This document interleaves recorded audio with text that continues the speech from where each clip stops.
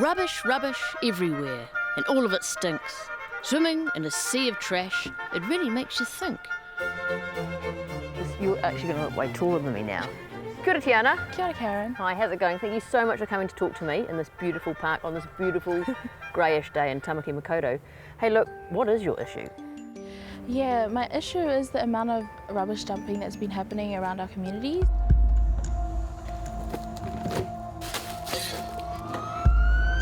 There's rubbish flying all over the roads, rubbish flying into people's backyards. It makes us look like we're neglecting our land a little bit. So you care about cleanliness? Yeah. I started my own cleaning business with my sister. So you've got a cleaning business? Yeah. No wonder you care about the rubbish. What's it called? It's called TNT Cleaning. TNT Cleaning? Yeah. Explosive? Yeah. All right, well look, Tiana, I'm going to go away, I'm going to think about this. Leave it with me. I'm on the job. Thank you, Karen. Kia Nice ora. meeting you. Lovely meeting you too. Tiana's right. It doesn't look very nice. And once you start noticing it, you can't stop seeing it.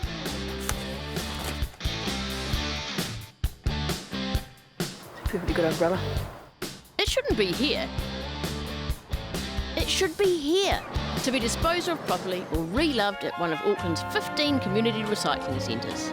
I'm here talking about people that illegally dump their rubbish just out on the street. I mean... Ooh, yep. I mean, why do you think people do it? Probably because it's convenient. Just lazy, can't be bothered to actually get up and go to the bin. Some people just dump rubbish. Easy, quick, don't have to queue up, dump it. What's the weirdest thing that you've probably seen dumped out on the street? Carcasses left to rot. Carcasses.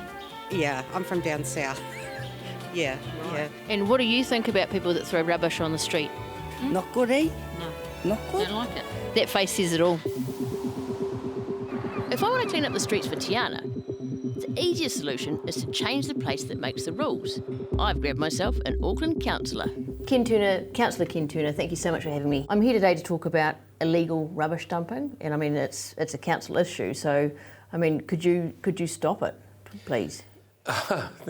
It's a community issue, and I think we should start by leading by example. You've talked about your slogan for the next election is just, what is it? Keep it real. Keep it real, you know? But how are you going to keep it real in regards to just making people stop dumping their piles of old mattresses, washing machines, broken umbrellas just on the side of the road? I'm not trying to forgive the people who do that, but I am trying to say that we've tried for too long to discipline them, ridicule them, and call them out. So you're not a fan of the yellow stickers? No. No. I'm a fan of someone going there the first time in a truck and picking it up and taking it away and keeping the environment clean, not soliciting other people to dump rubbish there. And I'm also a fan of some teeth for when we do find someone doing it and we prosecute properly. Well, the thing is, if you're looking through like illegally dumped rubbish, you probably will find some false teeth in and amongst it. Because people are throwing away all sorts of things these days.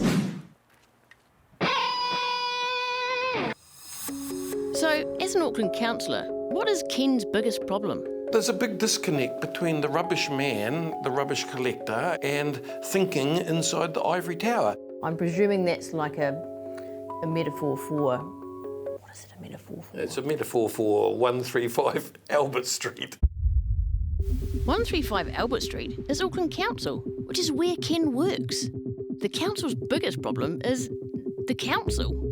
This could be tougher than I thought. Before I go back to the ivory tower of Auckland Council, to get a solution, I need to get out in front of the issue. And to do that, I have to go behind the issue. A bit of rubbish dumping might not seem like a big deal, but like grains of sand on a beach or hundreds and thousands on a piece of fairy bread, a lot of a little thing really adds up. In Auckland, there are more than 1,300 reports of illegal dumping every month, which is more than 40 a day. Auckland Council cleans up an average of 36,000 kilograms of illegally dumped items every month, which is about the weight of a humpback whale. Or, to put it into more relatable terms, about 1,343 of my dog Stevie's. Now, that is a lot of Stevie's. Good dog. Now, what's the cost of this constant dumping? Well, $2.7 million a year, and it's been rising $200,000 each year since 2022. As a Wellingtonian, I have to ask the question, is it because Aucklanders just don't give a shit? It turns out, no. Looking after our environment is increasingly important to us as Kiwis. Kantar's 2025 Better Futures survey had pollution, managing waste and protection of our land in the top environmental concerns of Kiwis. So we should be sending illegal rubbish dumpers to jail forever, right? Wrong. Even if you wanted to, and it is a really bad idea to be honest, you wouldn't be able to anyway. Currently, councils are hamstrung by outdated litter rules that were established back in 1979. So our main litter law is older than Channing Tatum. Not my cup of tea. Our current laws suck so much that right now you have to basically be caught red-handed to really face any consequences, and there's only so much the litter control officers can do. But like a teenager's body, that might be changing sooner than you think. Stripped over. The current government is in the process of amending the Waste Minimisation Act and the Litter Act. They want to combine them into a new and relevant act, which hasn't been named yet, but I reckon it should be called the Waste Assimilation Protocols, or WAP. It's currently being crafted, but it proposes way more flexibility and teeth for enforcement. If the proposals go through, litter officers will be able to use vehicle registration and ownership details to ping dumpers, and they'll finally be able to use evidence like letters and traceable items and dump rubbish to track down offenders. So stronger and more flexible enforcement might be coming soon, and that was behind the issue.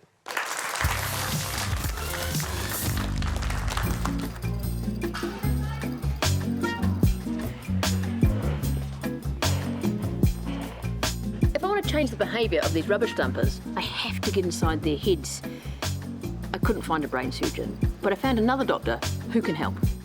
So I am Dr. Ranjit Kaur. I did my PhD with respect to anti-littering behavior in India. Why do you think people do this? People often don't feel, personally responsible. There's this weird idea that someone else will clean it up for me. Is that a little bit like if you have children and they never pick up their mess because they think their parents will do it for them? Yeah. Something like social proof becomes very dangerous when we are normalizing a wrong behavior. What do you mean by social proof? You see other people around you and your social circle, everyone is doing it. So let's say, you kill a person, right? So your social circle is going to say that it is wrong behavior. Whereas when you're littering, you will not think I'm doing something bad. So it is basically, in a way, that's the concept. What are the kind of things that would be good for us to do as a country to try and stop that? Like, what do you think we could do? All humans are social learners. So if you communicate that most people here dispose of waste properly, signs like that, it would probably nudge people to fall in line. If they thought people were watching them, would that help? Interestingly, just the feeling of being watched, it does change behavior, right? So, for example, people in malls where there are CCTVs, they do not litter there much, right? Oh yeah, let's say murals with eyes. So it's subtle psychology, but it does work. So all I've got to do is take everything that you've just said to me and apply that in New Zealand, and I'll be able to fix the problem, basically. Yeah. I hope so. I'm pretty confident. I'm feeling confident, yeah. And there's plenty of other science that backs Dr. Kerr up. A research group in Cornwall tested different sign types to see what was the most effective in reducing littering. It found that signs threatening fines didn't reduce the amount of rubbish. And signs saying it made the community sad didn't reduce it either. So what did work? Signs saying you're being watched, and signs emphasising positive social norms. So let's see if I can do some good with my own signs.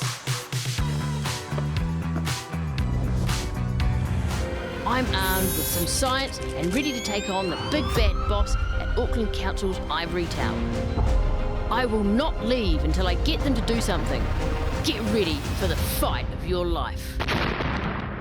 Thank you, Karen. So I'm Justine Haves. I'm the General Manager of Waste Solutions at Auckland Council. What are you doing specifically to stop people from dumping rubbish illegally? So we're doing a range of things. We have a facility on our website called Where It Goes. So people who are looking to dispose of something and they're not sure how to can go to our website and find a range of options to get rid of something. We have awareness campaigns. We really encourage residents to report illegal dumping. In hotspots around Auckland, we use cameras. Our inorganic collection, encouraging people to use a licence to operate it. Collect evidence on the people that are doing this. Advocating for extended product stewardship schemes, which is a free service available for Aucklanders. Differential pricing. The tyre waste scheme, upcoming spring clean-up kind of promotion, and get a 10% discount during August and September. That was a comprehensive answer. It made a lot of sense. Oh, good. Yeah, I can see rubbish is a massive, complicated issue, you know, and I'm not talking rubbish when I say that. Is there anything that you aren't doing at the moment that you'd really love to do if you were allowed to, in terms of people reading There's a high threshold for enforcement, and I think that's important because we do need to make sure that we are obviously pursuing the actual offender and not somebody else. But in reality, enforcement is a really good deterrent especially for repeat offenders. OK, now it's time to unleash my solution on the City of Auckland. I have done some research of my own, and what I've actually come up with, which I was more than happy to share with you, would you consider using these? Just again, it's just like those people. Someone's watching, you know. Yeah. So there's that one. I've also got that makes you feel good about yourself. You put your rubbish in the bin. You're a good person. Yeah. You know, that's kind of nice. And then that one as well. Very good. Yes, I mean, I'll just leave them with you. Thank you. You're more than welcome to use those as you see fit. Thank you. Justine is lovely and wants to help out, but I don't have time to wait. I'm taking my work to the streets myself.